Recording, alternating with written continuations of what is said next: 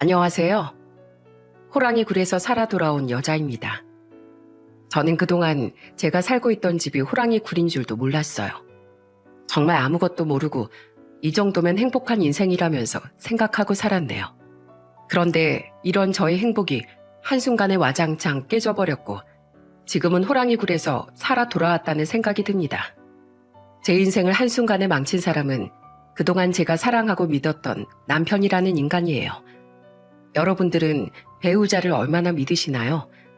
분명 결혼 전에는 이 사람이라는 확신이 생겨서 결혼했는데 이제는 제가 알던 그 사람이 남편이 맞나 싶습니다. 지금부터 코가 막히고 기가 막히는 저의 파란만장한 결혼 스토리를 풀어볼게요. 결혼 전까지만 해도 제 인생은 정말 평범했어요. 한 가지 슬픈 가정사가 있다면 어머니께서 거동이 불편하시다는 거였습니다. 제가 고등학생일 때 어머니가 교통사고로 다리를 크게 다치신 거예요. 큰 수술이 끝났지만 어머니가 다리를 못 쓸 수도 있다는 사실에 큰 충격을 받으셨습니다. 그때 어머니는 어이없는 현실 앞에 우는 목소리로 말씀하셨어요. 진영아, 이게 무슨 일이야? 내가 왜 못 걸어? 지금 내가 몇 시간 동안 수술받고 깨어난 거라면서. 근데 내가 왜 못 걷냐고. 이게 말이 된다고 생각해? 엄마 괜찮아. 내가 있잖아. 아직 우리 자식들 결혼도 못 시켰는데 내가 이렇게 못 걸어서 어떡해. 내가 애들한테 벌써부터 침만 대면 어떡해. 그때 어머니를 아무리 위로해보려고 해도 어머니는 믿을 수 없는 현실 앞에서 한참 동안 가슴을 치며 우셨어요. 그런 어머니를 지켜보는 게 너무나도 힘들었습니다. 그 후 어머니는 휠체어 생활을 하게 되신 거예요.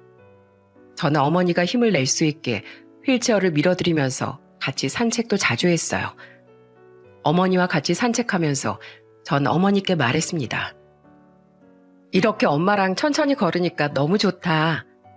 엄만 진영이가 옆에서 걸었으면 좋겠는데 엄마가 할게. 에이, 내가 이렇게 있어야 우리 엄마 흰머리 몇 개 있나 볼 수 있지. 내가 흰머리만 정확하게 뽑아줄게. 우리 딸 손 많이 가는 엄마가 돼서 미안하구나. 무슨 그런 말을 해. 엄마는 나 그냥 키웠어? 나 어릴 때 먹이고 입히고 키워준 게 엄마잖아. 이젠 내가 엄마 해드리는 거라고 생각해.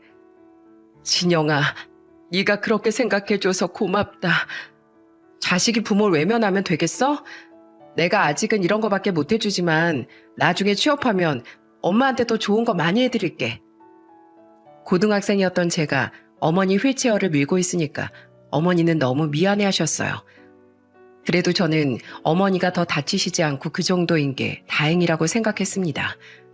정말 불행 중 다행이라고 생각했기 때문에 저는 어머니께 더 잘하려고 했어요. 자칫하면 어머니를 잃을 수도 있었다는 생각이 들었거든요. 그렇게 저는 성인이 된 후 중소기업의 격리로 일하게 됐어요. 지방 소도시에 살고 있던 저는 복지 담당 공무원이었던 남편을 소개로 만나게 된 겁니다. 남편은 정말 자상하고 친절한 사람이었어요.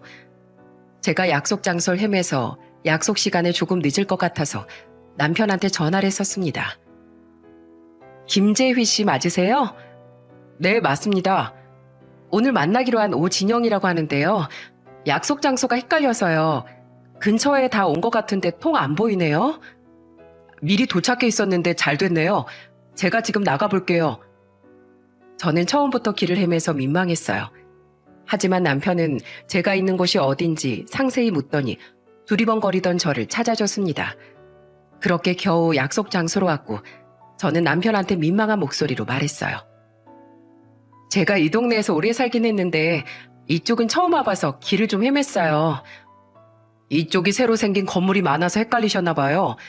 저도 미리 와서 많이 헤맸어요. 괜찮습니다. 남편은 제가 민망해하니까 자기도 오다가 길을 헤맸다면서 저를 위로해줬어요. 그렇게 분위기가 편안해지니까 대화가 술술 풀렸습니다. 편안한 분위기에서 많이 가까워졌고 저희는 자연스럽게 연인으로 발전하게 됐습니다. 저는 남편과 식습관부터 가치관까지 잘 맞는 부분이 많았어요. 그렇게 1년 넘게 연애하다가 저희는 결혼까지 준비하게 됐습니다. 그리고 처음 시댁에 인사를 가게 됐어요. 시댁은 비닐하우스에서 딸기를 재배하는 집안이었습니다. 시내에서 차로 30분 정도 타고 가면 시부모의 집이 나오더라고요. 그때 어머님은 절 보자마자 반갑게 웃으며 맞이해 주셨습니다. 어서 와, 진영씨, 맞죠? 우리 아들이 집에서 어찌나 진영씨 자랑을 했나 몰라요. 사진보다 실물이 훨씬 예쁘네요. 안녕하세요. 저는 오진영이라고 합니다. 저도 말씀 많이 들었어요. 그냥 딸이라고 생각하시고 말씀 편하게 해주세요. 어머, 정말? 내가 딸이 없는데 갑자기 딸이 하늘에서 뚝 떨어졌네. 어서 들어가서 밥 먹자. 어머님은 처음 인사를 드릴 때부터 싱글벙글 웃으시면서 절 반겨주셔서 너무 감사했어요.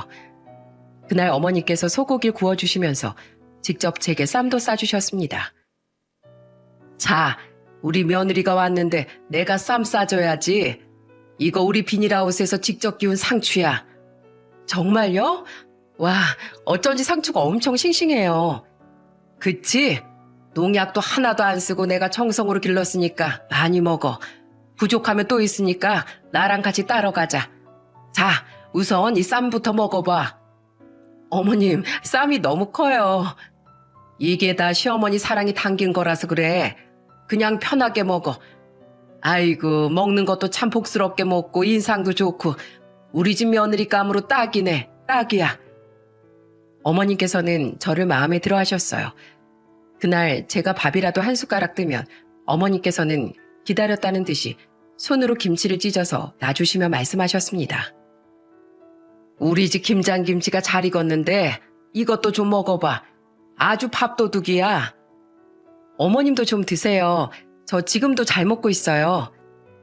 난 아까 준비하면서 좀 먹었더니 괜찮어. 오늘하고 힘들었을 텐데 어서 먹어. 여보, 당신은 고기 좀 빨리 좀 구워봐. 여기 벌써 고기 다 먹어가네. 고기를 굽고 있던 아버님을 보면서 어머님이 재촉하듯 말씀하셨습니다. 그러자 아버님은 억울한 목소리로 어머님을 보며 말씀하셨어요. 나 아까부터 계속 고기만 굽고 있었어. 나도 쌈 좀 싸줘봐. 거기 불판에 있는 고기부터 다 구워오면 한 쌈 싸줄게. 예. 누구 명령인데 얼른 구워갈게요. 시부모님의 다정한 모습을 보니까 시댁이 화목한 분위기인 게 느껴졌어요. 게다가 시모는 저한테 궁금한 듯 계속해서 물어보셨습니다. 부모님이랑 지금 같이 살고 있다고 했나? 네, 결혼 전까진 계속 부모님이랑 살려고 했어요. 그래, 내가 듣기로 어머니께서 몸이 좀 불편하다고 들었는데 진영 씨가 마음이 깊어서 어머니께서 많이 위안이 되셨겠네.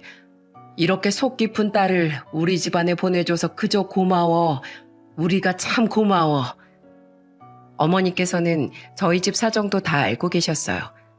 심지어 그날 어머니께서 절 데리고 비닐하우스로 가시더니 이렇게 말씀하셨죠. 우리 집 딸기가 아주 달기로 유명해. 한 바구니 따서 집에 가져가. 네? 딸기를요? 그래. 요즘은 돈 주고 딸기 따는 체험도 하는데 우리 집안 며느리 특별히 공짜야, 공짜. 그러니까 큼직하고 예쁜 딸기들 많이 담아가. 어머님, 정말 감사드려요. 와, 딸기가 너무 싱싱하고 맛있어 보여요. 처음 인사간 시댁에서 정말 즐거운 시간을 보낼 수 있었어요. 심지어 같이 있던 시동생도 절 보면서 이런 말을 했습니다. 부모님께서 오늘 제일 많이 웃으셨어요.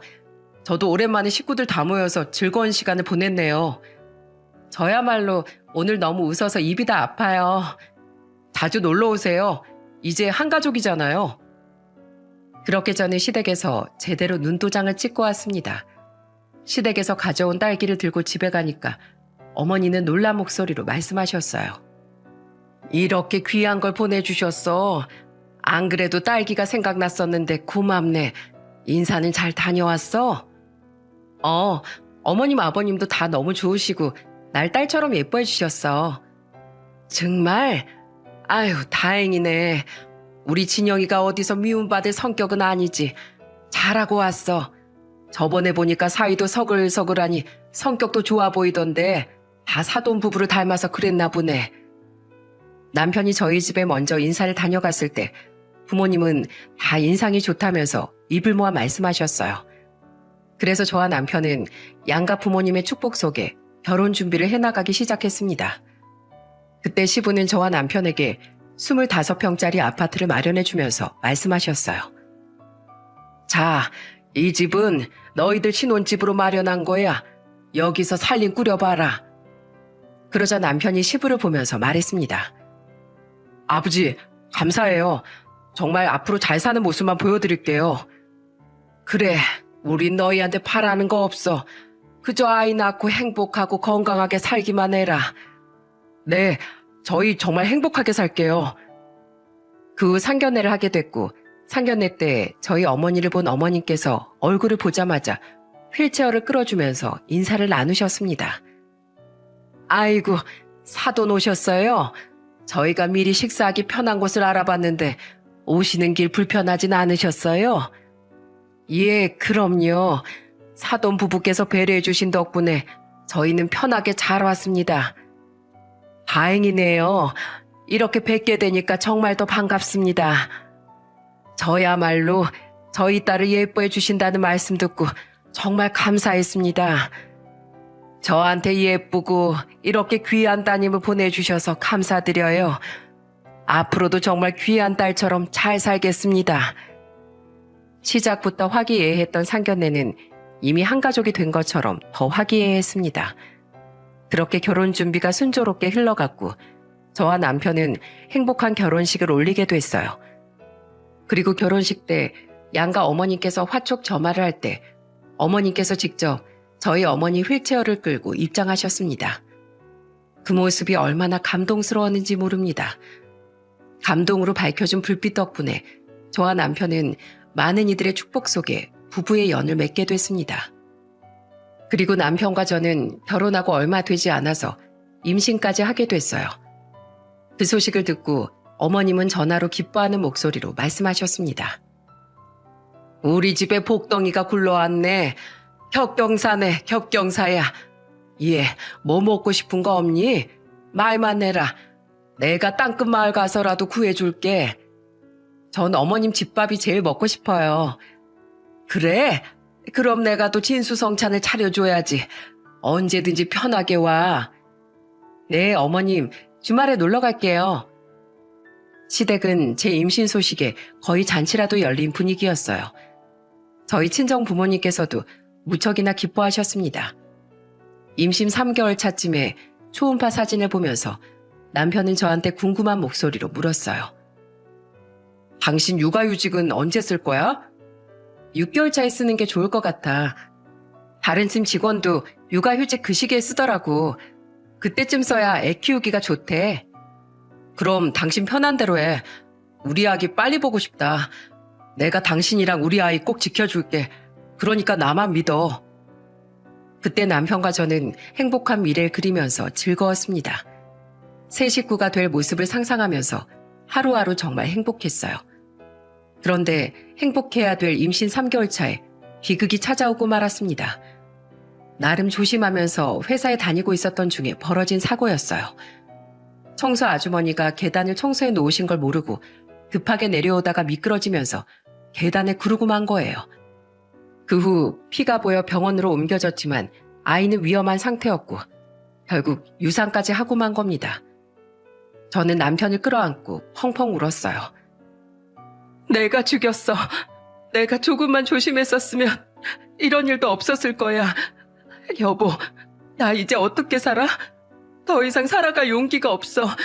내가 앞으로 무슨 정신으로 살아? 당신 괜찮으면 됐어. 여보, 우리 아이 보내주자. 너무 천사 같은 아이라 우리 곁에 올 수 없었나 봐. 천사들이 사는 별로 다시 갔다고 생각하자. 아니야, 난 우리 아이 이렇게 못 보내. 난 엄마 자격도 없어. 정말 나쁜 엄마야. 내가 못나서 이렇게 간 거야. 그런 생각하지 마. 우린 최선을 다했어. 다시 기운 차리자. 그때 저는 아이가 유산됐다는 말에 제정신을 차릴 수가 없었어요. 모든 게 다 제 탓인 것만 같아 정신을 차릴 수가 없었죠. 몸을 추스르고 힘겹게 집으로 돌아왔는데 어머님께서 집에 와 계셨어요. 그리고 어머님은 미역국을 끓여두시고 저한테 걱정하는 목소리로 말씀하셨습니다. 내가 보니까 유산한 산모도 미역국이 몸에 도움이 된다더라. 어서 좀 먹어봐. 제가 이걸 무슨 자격으로 먹어요? 전 자격도 없어요. 왜 그런 소리를 해? 아무도 네 탓이라고 생각 안 해. 그러니까 제발 한 술이라도 좀 떠봐. 산 사람은 살아야지. 그 아이가 우리하고 만날 인연이 아니었다고 생각하자. 어머님, 가슴이 찢어지는 것 같아요. 괜찮아. 다 지나간다. 지금 많이 울어. 괜찮어. 어머님은 집에 돌아온 저를 끌어안고 등을 다독여 주셨어요. 정말 아버님께서도 저를 많이 걱정해 주셨고 친정 부모님도 절 많이 걱정하셨습니다. 하지만 저는 죄책감을 이기지 못하고 우울증까지 걸렸어요. 회사에 휴직계를 낼 만큼 일상생활이 불가능한 상태였습니다. 어디선가 아이 울음소리가 들리면 저는 귀를 틀어 막으면서 울었어요. 그때 집에 와 계시던 어머님은 놀란 목소리로 저를 안아주며 말씀하셨습니다. 진영아, 괜찮어. 그냥 밖에서 들리는 소리야. 아이 우는 소리가 들려요, 어머니. 나 봐. 이거 다 그냥 들리는 소리야. 괜찮아. 내가 여기 있잖니. 어머님, 꿈에 자꾸 아이가 보여요. 어떡해요? 괜찮어. 마음이 편해지면 다 괜찮아질 거다. 그러니까 마음 편하게 먹어. 어머님은 자주 저희 집에 들리시면서 저를 보듬어 주셨어요. 그리고 저는 어머님의 지극정성에 점차 힘을 내기 시작했습니다. 제가 아이를 잃어보니까 부모한테 자식이 어떤 존재인지 몸소 느껴졌어요. 게다가 어머니도 저한테 전화해서 이런 말을 했었습니다. 진영아, 밥은 먹었어? 아휴, 우리 딸 굶으면 안 되는데 밥 굶지 마. 알겠지? 엄마, 나 너무 힘들어. 그래, 엄마한테 다 말해. 엄만 괜찮아. 항상 제가 전화할 때마다 괜찮다고 하는 어머니의 말씀에 저는 갑자기 죄송스러웠어요. 그리고 그때 친정어머니가 얼마나 날 힘들게 키워주셨을까 하는 생각이 드는 겁니다. 그래서 나를 응원해주고 바라봐주는 시부모와 친정부모님, 그리고 남편을 위해서라도 제가 힘을 내야겠다고 다짐했어요. 그렇게 저는 1년 만에 다시 기운을 차릴 수 있었습니다. 그리고 제가 우울증을 극복하고 회사로 복직했을 때 같이 일했던 동료들은 저를 반겨줬어요. 특히 제 옆자리에 앉던 여직원은 저한테 간식 꾸러미를 주며 말했습니다. 진영 씨, 언제 오나 매일 기다렸어요. 나도 유산 겪어봐서 그 고통 잘 알아요. 다 엄마 탓인 것 같았죠? 네, 자꾸 제 탓만 하게 되더라고요. 엄마 잘못 아니에요. 아이랑 엄마한테도 궁합이라는 게 있대요. 그러니까 절대 자책하지 마요. 다 시간이 약이에요. 그리고 이거 간식인데 기분 꿀꿀할 때 하나씩 먹어요. 정말 이렇게 잘 챙겨주셔서 고마워요. 나야말로 이렇게 다시 와줘서 고마워요. 우리 다시 열심히 일해봐요. 저는 정말 동료들의 환영에 깊게 감격했어요. 주변에 따뜻하게 절 대해주는 지인들과 가족들 덕분에 그렇게 한 3년을 다시 잘 지낼 수 있었습니다. 시간이 약이라는 말처럼 저는 잘 극복해내고 있었어요. 그런데 정말 마음을 내려놓으니까 축복이 찾아오더라고요. 유산 후 3년이 지난 시점에 다시 임신을 하게 된 겁니다. 저는 한 번의 아픔을 겪어봤기 때문에 바로 회사부터 그만뒀습니다. 정말 그때만큼은 아이를 지키고 싶었어요. 남편도 제 선택에 응원을 해주며 말했습니다. 여보, 잘 생각했어. 내가 그때는 당신이랑 아이 지켜주지 못했지만 이번엔 꼭 당신 지켜줄게. 우리 아이 이번엔 꼭 지키자. 나 다시는 같은 슬픔 겪기 싫어. 걱정하지 마. 내가 있잖아. 남편은 정말로 주말마다 가던 등산도 줄이고 제 곁을 지켜줬어요. 태반이 거의 형성되는 4개월 차까진 남편이 거의 제 곁에서 저를 지켜줬습니다. 그리고 제법 안정기라고 할 수 있는 5개월 차쯤 됐을 때 남편은 조심스럽게 물었어요. 여보, 나 주말에 잠깐 등산만 가도 될까? 몇 달 쉬었더니 몸이 찌뿌둥하네. 다녀와. 이제 나도 안정기니까 너무 걱정하지 마. 나도 무리하지 않는 선에서 운동을 해줘야 아이한테 더 좋대.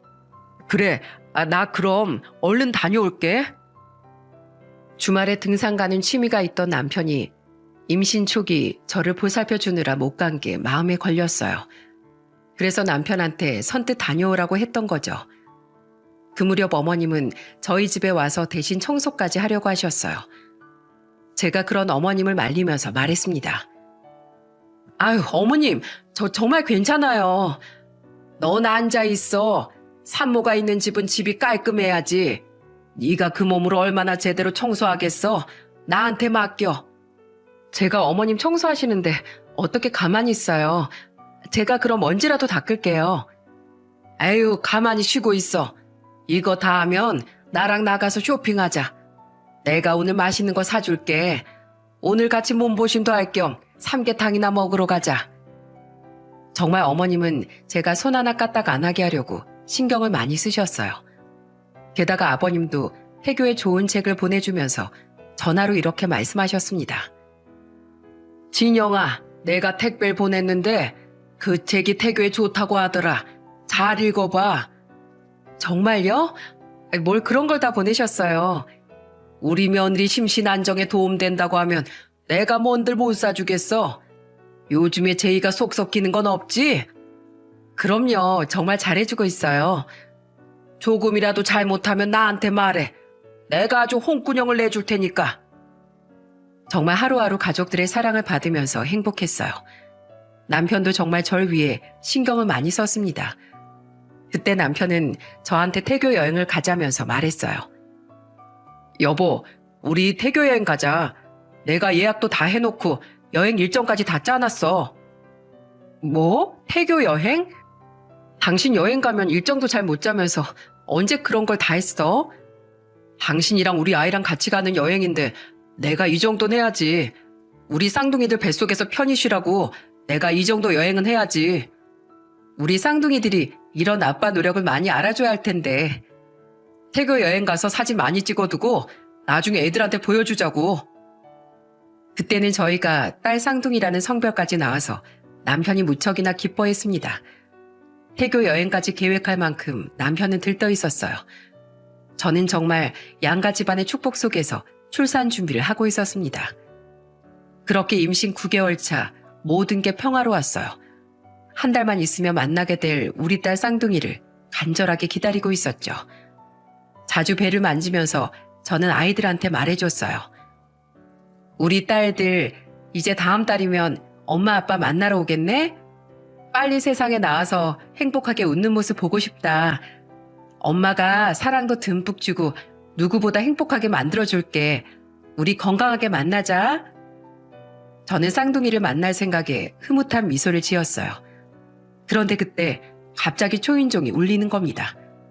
낮 시간이라 올 사람이 없는데 누군가 싶어서 저는 인터폰을 켜고 물었어요. 누구세요? 여기 김재휘 씨 댁 맞나요?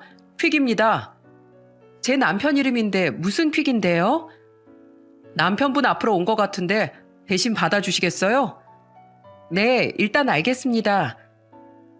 갑자기 남편 앞으로 온 의문의 퀵 배송을 대신 전달받았습니다. 그리고 저는 택배를 뜯지 않고 바로 남편한테 전화를 걸어서 물었어요. 여보, 당신 앞으로 퀵이 왔어. 혹시 뭐 오늘 받을 거 있었어? 퀵? 누구지? 이름 써있지? 거기 보낸 사람 누구야? 잠깐만. 여기 최은정이라고 써있어. 보낸 사람이 최은정이래. 뭐? 최은정? 왜 그렇게 놀라? 당신 아는 사람이야? 저는 보낸 사람 이름을 듣자마자 깜짝 놀라는 남편이 조금 이상했어요. 그래서 저는 의아한 목소리로 남편을 보며 물었습니다. 당신 아는 사람이야? 왜 그렇게 놀라? 아니, 누군지 몰라. 그러니까 당신 절대 그 택배 열어보지 마. 요즘에 뉴스 보니까 택배 이상한 거 담아서 일부러 보내는 사람도 있다잖아. 그러니까 수상한 택배일 수도 있으니까 만지지 마. 이제 막달인데 괜히 문제 일어날 수 있잖아. 진짜 열면 안 된다. 알았지? 여보, 그거 절대 열지 마. 내가 뜯을 테니까. 꼭이야. 알겠어. 당신 오면 직접 열어봐. 그렇게 저는 전화를 끊었어요. 그런데 평소와 다른 남편의 모습에 저는 괜히 찜찜했습니다. 그 순간 여자의 촉이라는 게 발동하기 시작한 거예요. 눈은 TV를 보고 있는데 머릿속은 의문의 그 택배로 가득했습니다. 그리고 괜히 별것도 아닌 일에 남편이 노발대발 소리까지 지르고 놀래는 것도 수상했어요. 그래서 뜯어볼까 고민이 되기 시작했습니다. 정말 남편 말대로 이상한 곳에서 보낸 택배일 수도 있으니까 엄청 갈등이 되더라고요.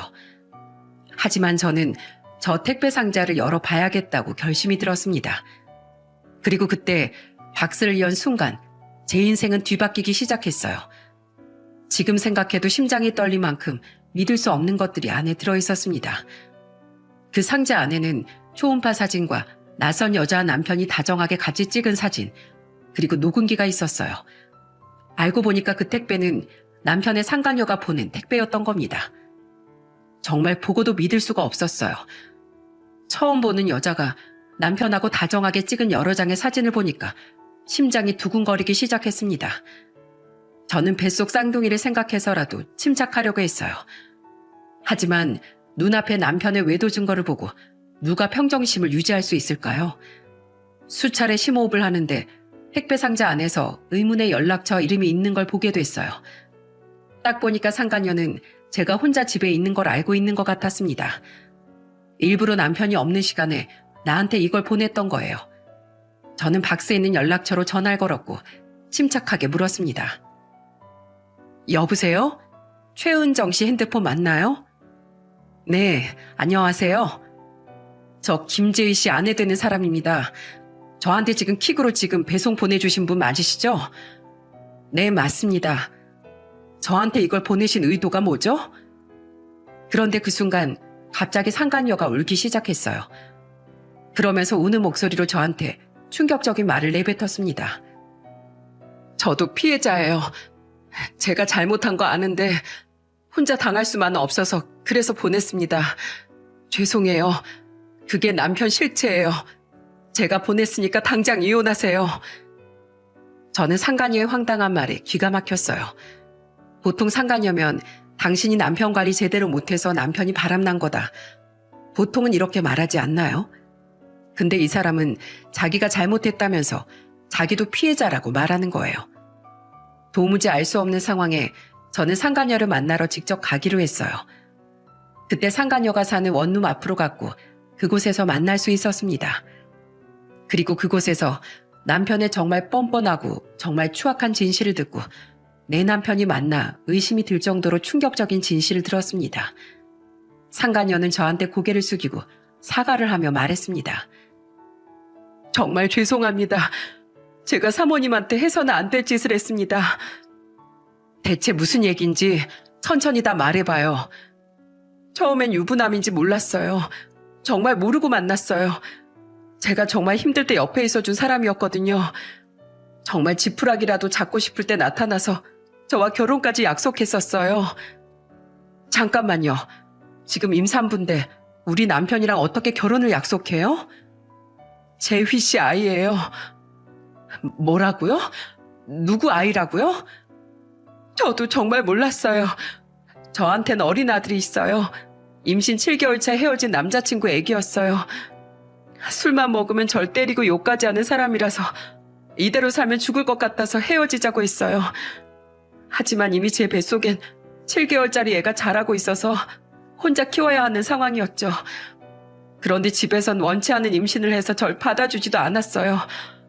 그래서 혼자 교회에서 아이를 낳고 그 아들을 책임지려고 저 많이 노력했어요. 너무 힘들어서 국가의 복지 혜택 좀 받아보려고 갔다가 그때 만난 거예요. 그때 담당자가 남편이었어요. 저는 상간녀가 울면서 하는 말에 입이 떡 벌어졌어요. 그때 저는 심호흡을 하면서 상간녀한테 화를 억누르고 물었습니다. 그래서 그 사람이 뭘 어떻게 해줬는데요? 혼자서 아들 키우는 저를 안타깝게 생각하고 따뜻하게 대해주셨어요. 그러다가 저한테 따로 연락이 왔었어요. 그리고 며칠 뒤에는 집에 귀저귀랑 아기용품을 가지고 왔더라고요.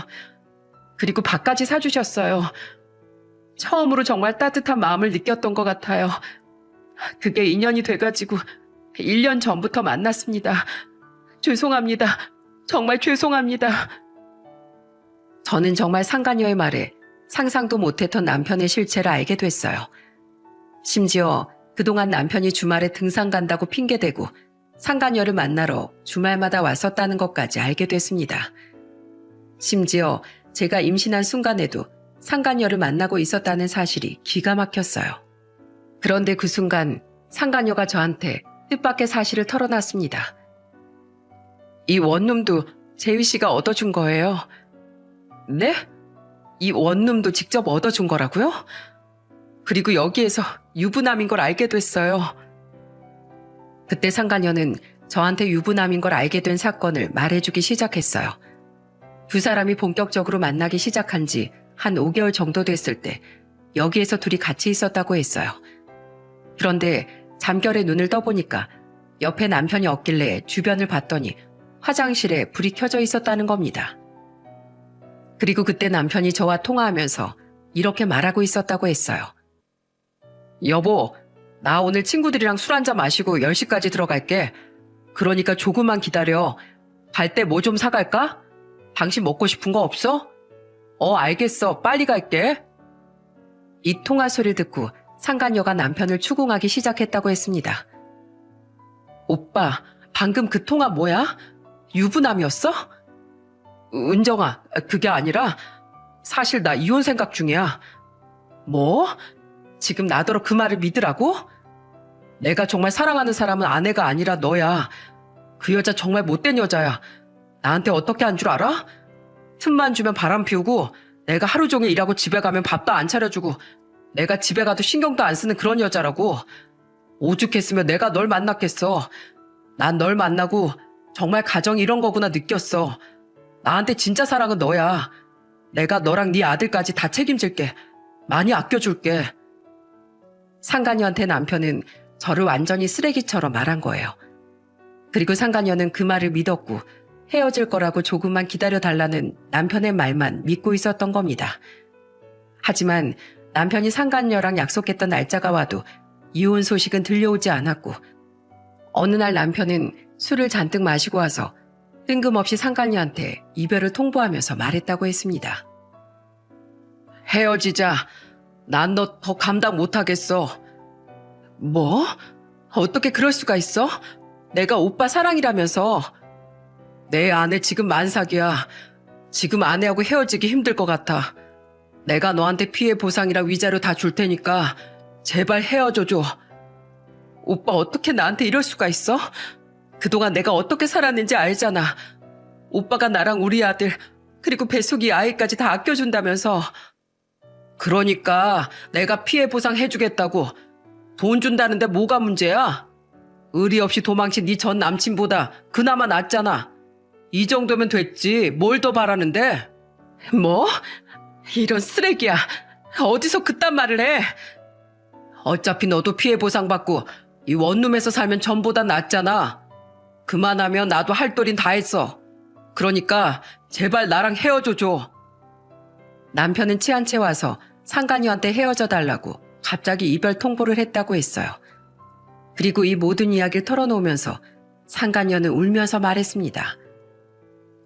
유부남인 거 알았을 때 헤어졌어야 했는데 정말 죄송해요.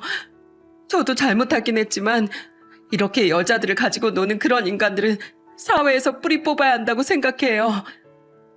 유부남인 거 알았으면 그때 헤어졌어야죠. 이제 와서 사과하면 뭐가 달라져요? 뱃속에 아이까지 임신했는데 어떻게 제가 헤어질 수가 있었겠어요. 사랑하는 사람한테 버림받은 기분 알아요?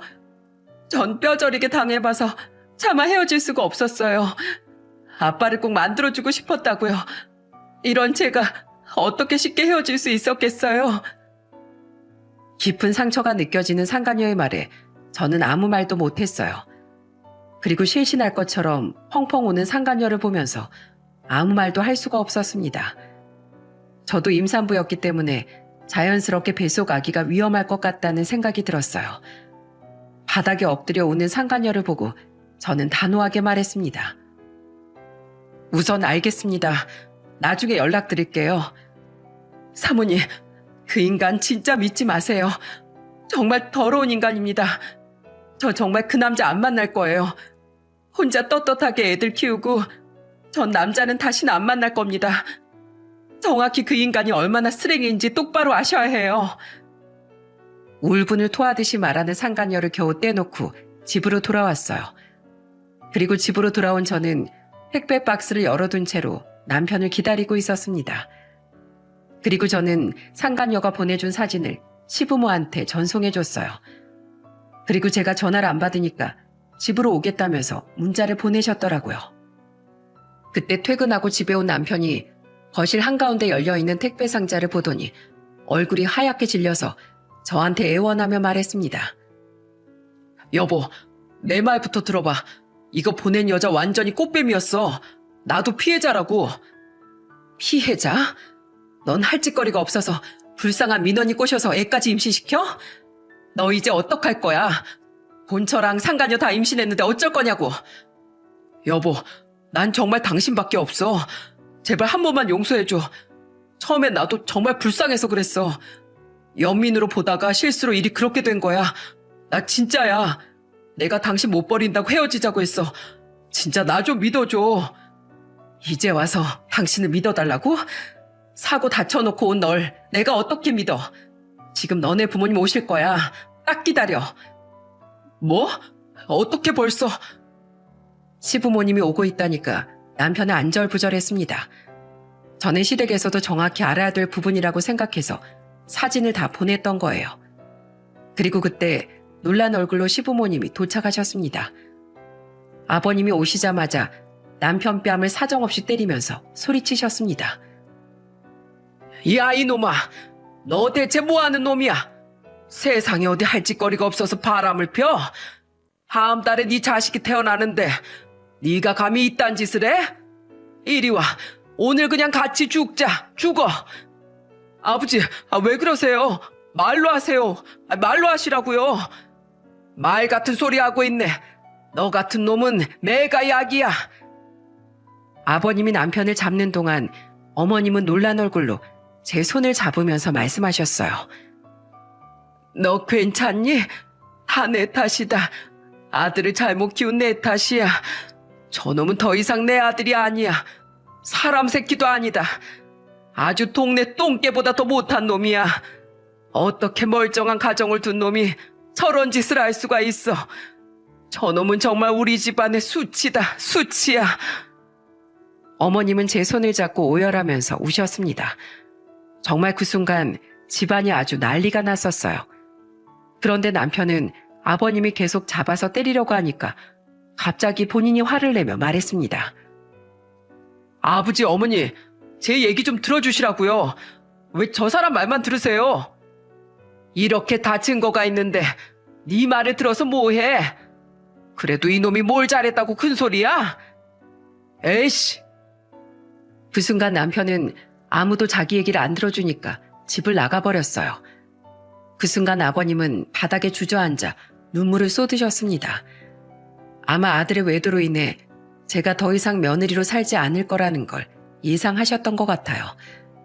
그리고 아버님은 떨리는 목소리로 제게 물으셨습니다. 많이 놀랐지? 미안하구나. 그래, 이제 어떻게 할 참이냐. 죄송합니다. 저런 인간이랑 더 이상은 못 살아요. 이미 신뢰가 깨져버렸어요. 아버님이랑 어머님 생각하면 너무 눈물 나고 죄송한데 더 이상은 살지 못할 것 같아요. 그래, 네 뜻에 따라야지 어쩌겠니. 다 저놈 옷보다 자식 옷볼 내가 이렇게 같이 지는구나. 아이고, 내 팔자야. 아버님은 답답함에 가슴을 치며 우셨어요. 그리고 어머님은 저를 꼭 안아주며 말씀하셨습니다. 네 뜻에 따르마, 너도 좀 놀랐겠니? 아이고, 내가 이 정도로 놀랐는데 넌 하늘이 무너지는 것 같겠지. 홀몸도 아닌데 미안하다. 정말 우리 며느리 같은 사람이 세상에 또 어디 있다고 이런 짓을 한 거야? 저놈은 진짜 나쁜 놈이다. 나쁜 놈이야. 이제부터 네 몸만 생각해. 어머님, 죄송해요. 아니야, 내 걱정은 하지 마. 그리고 그만 울어. 산모가 이렇게 울면 어떡해. 어서 물 한 잔 마셔라.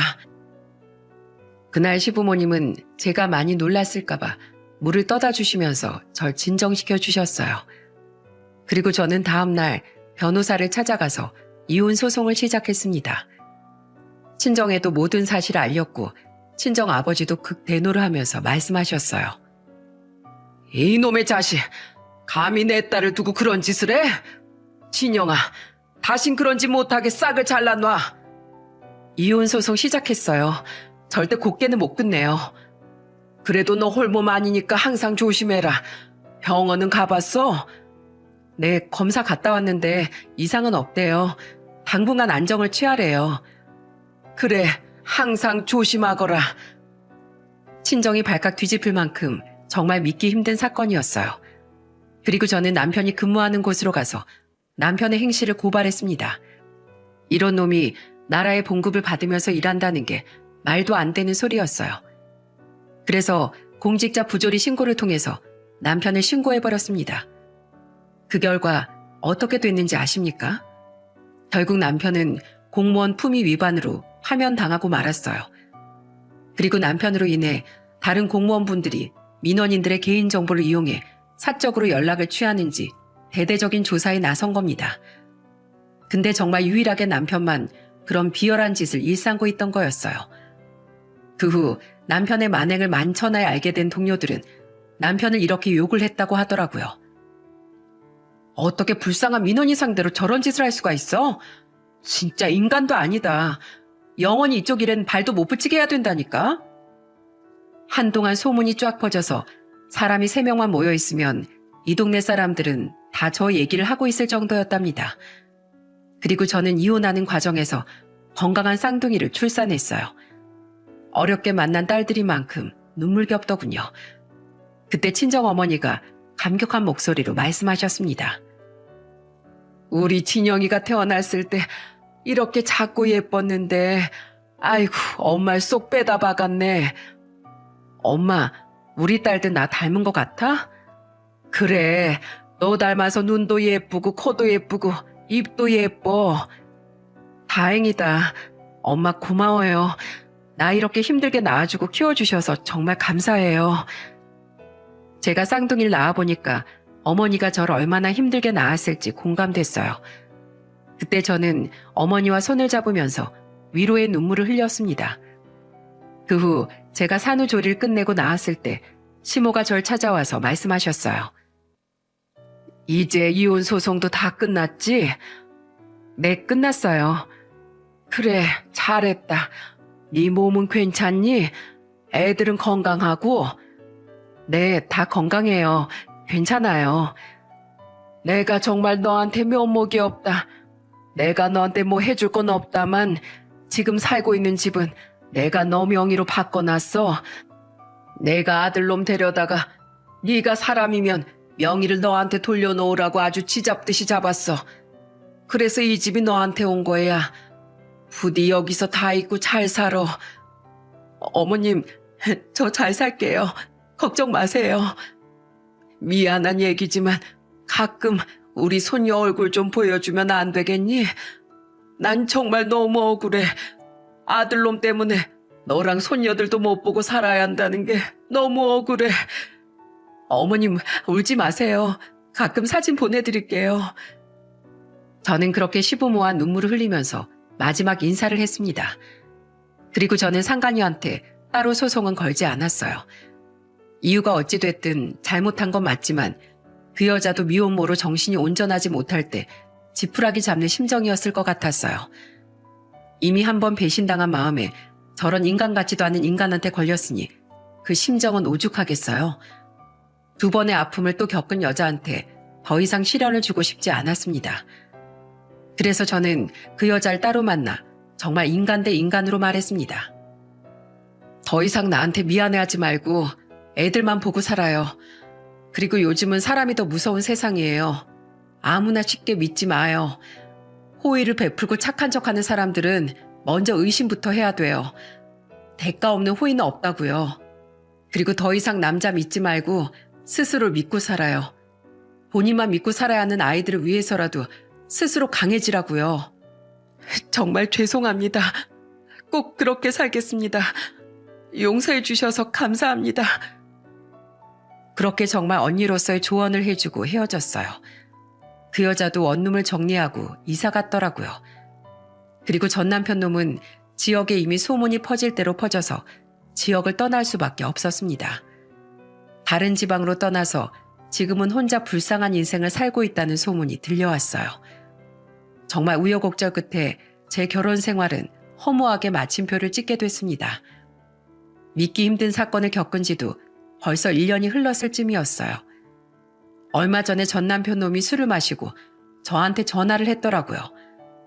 대체 무슨 소리를 하려나 받아보니까 뜻밖의 말을 털어놨습니다. 여보, 너무 보고 싶다. 우리 쌍둥이들은 잘 커? 미안해. 나 이런 말 할 자격도 없는 놈인 거 다 알아. 한 번의 실수로 난 내 가족을 잃었어. 하지만 내가 저지른 실수는 내가 감당할게. 나 같은 놈 있고 행복하게 잘 살아. 네가 걱정 안 해줘도 나 잘 살고 있으니까 넌 네 앞가림이나 잘해. 누가 누굴 걱정하니? 넌 평생 네 선택 후회하면서 살아. 재수 없으니까 다신 전화하지 마. 그렇게 저는 전화를 끊어버렸어요. 이런 놈이 우리 쌍둥이들의 친부라는 게 소름 돋았습니다. 지금 저는 친정어머니의 도움으로 쌍둥이들을 잘 키우고 있습니다. 비록 전 혼자서 아이들을 키우게 됐지만 오히려 속이 후련하네요. 부모 자격도 없는 인간을 참고 사는 게 더 바보 같은 짓 아닐까요? 제가 이런 사연을 보낸 이유도 남편과의 문제로 고민하는 많은 분들을 위해서랍니다. 물론 남편 없이 혼자서 아이들을 키우는 건 힘든 일이에요. 하지만 우리 아이들이 부모 자격도 없는 인간을 아버지라고 부르고 싶을까요? 오히려 저는 이혼하고 아이들한테 긍정적인 기운을 불어 넣어주고 있습니다. 제가 만약에 혼자서 쌍둥이를 키우는 게 두려워서 이혼을 망설였다면 쌍둥이들한테 더 안 좋은 영향을 줬을 것 같네요. 여러분 꼭 기억하세요. 엄마가 행복해야 아이들도 행복하게 지낼 수 있답니다. 저는 지금 아이들과 잘 살아보려고 부단히 노력 중이에요. 여러분들께서 저와 제 두 쌍둥이들에게 많은 응원 보내주시면 감사하겠습니다. 이렇게 제 사연 들어주셔서 정말 감사드리고 모두들 행복